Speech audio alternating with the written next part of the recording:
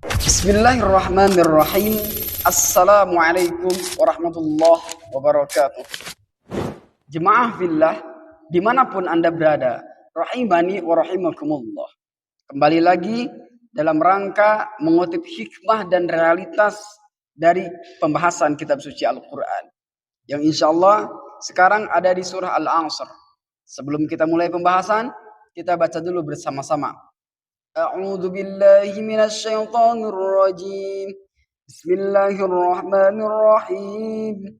Wal 'ashri innal insana lafi khusr illa alladzina amanu wa 'amilus shalihati wa tawashaw bil haqqi wa tawashaw bis sabr. Shadaqallahul adzim. Jemaah fillah dimanapun Anda berada. Di dalam ayat ini menerangkan bahwasanya ayat yang begitu sakralnya. Kenapa dikatakan sakral? Karena ayat ini menentukan antara kehidupan kita rugi dan untungnya. Kenapa dikatakan begitu? Allah Subhanahu wa taala berfirman di ayat pertama, wal asri, kata Allah, demi masa, demi waktu. Allah bersumpah demi waktu.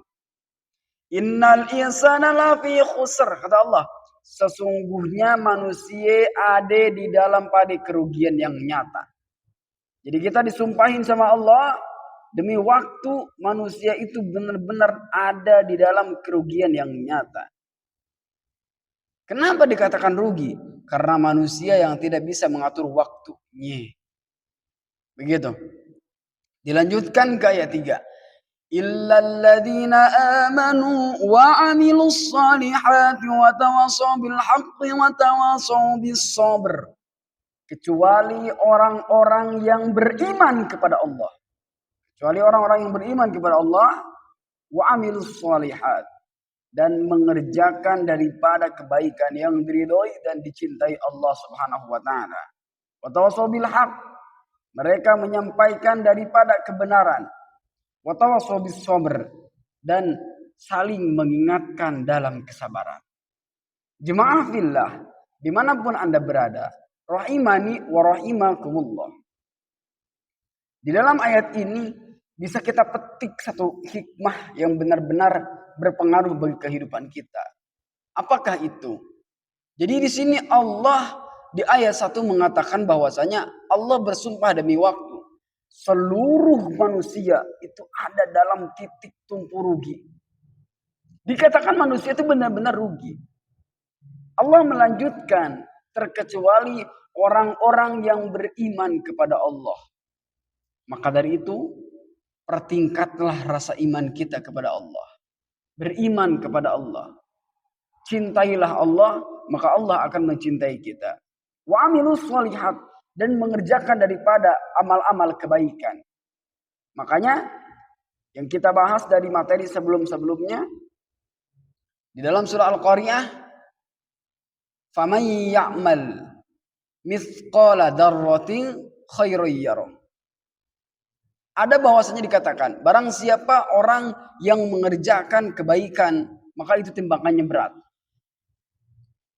Dan ketika timbangan mereka itu berat, fahuwa fi 'isyatir radiyah, maka mereka ada pada di dalam keridhaan Allah. Fa amma man thaqulat mawazinu, barang siapa orang yang timbangannya itu berat, amal kebaikannya, fahuwa fi 'isyatir radiyah. Tapi sebaliknya, wa amma man khaffat mawazinu, fa ummuhu hawiyah, dan barang siapa orang yang timbangan amal kebaikannya itu sedikit, maka dia akan dimasukkan ke dalam neraka hawiyah. Na'udzubillah summa na'udzubillah. Nah, kembali lagi pembahasan ke dalam ayat ini bahwasanya orang yang mengerjakan amal kebaikan, maka itu tidak termasuk kategori orang yang benar-benar rugi. Jadi satu, supaya kita tidak dikatakan kata Allah bahwasanya termasuk kategori orang yang rugi adalah perbuatlah amal kebaikan. Untuk apa? Untuk diri kita. Untuk apa lagi? Untuk bekal kita di akhirat kelak nanti. Wa tawassaw bil haqqi, orang yang saling mengingatkan kepada kebenaran. Sekecil apapun kebenaran, maka katakanlah itu benar. Sekecil apapun kebenaran, walaupun kita pahit mengucapkannya, sampaikan. Ketika itu benar maka sampaikan. Tapi dengan catatan, menyampaikan kebaikan, menyampaikan kebenaran dengan memakai attitude. Jangan semata-mata kita menggurui orang. Kita ajak mereka, sharing mereka bersama-sama kita. Menuju kemana? Menuju cinta, ridho, dan kasih sayang Allah. Teman-teman jemaah fillah dimanapun Anda berada. Watawasau bis sabr, dan saling mengingatkan kepada kesabaran. Nah ini kadang yang sangat lumayan tantangan bagi kita. Ketika ada teman kita yang merasa dalam kesulitan, yang mereka ada di terpak masalah dan sehingga dia akan menimbulkan emosional yang sangat meledak. Coba kita ingatkan mereka untuk apa? Untuk mengingatkan kepada kesabaran. Insya Allah ketika kita sabar dalam menghadapi situasi kondisi apapun itu, maka Allah akan mencintai kita.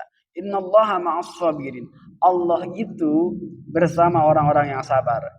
Makanya pesan saya, mari kita bersama-sama membalikan algoritma surah Al-Asr ini yang dikatakan seluruh manusia itu rugi kata Allah. Coba kita menjadi manusia yang benar-benar untung. Dengan cara apa? Wa amilus solihat illal ladzina amanu. Seseorang yang beriman dan berbuat amal kebaikan. Maka dari situ kita tidak akan termasuk ke dalam kategori orang-orang yang benar-benar rugi. Terus apa? Wa amilus solihati wa tawassaw bil haqqi, dan kita saling menyebarkan daripada kebaikan atau kebenaran dengan cara mengingatkan memakai attitude. Karena apa? Ketika kita memakai atau menyebarkan kebenaran tanpa memakai attitude, orang-orang akan merasa jauh. Orang-orang akan merasa enggan mendekati kita. Jadi kita mencobalah sebagaimana Rasulullah mendekati orang-orang yang memang mereka itu butuh kebenaran. Tidak menghakimi, tetapi kita harus mengayomi. Itulah kunci untuk menyampaikan kebenaran di zaman ini. Karena kita nggak bisa kita itu menyampaikan kebenaran sekarang dengan cara kita seakan-akan menghakimi. Tidak bisa. Mereka akan semakin jauh. Mereka itu bukan semakin dekat dengan kita ketika dengan cara kita itu menghakimi.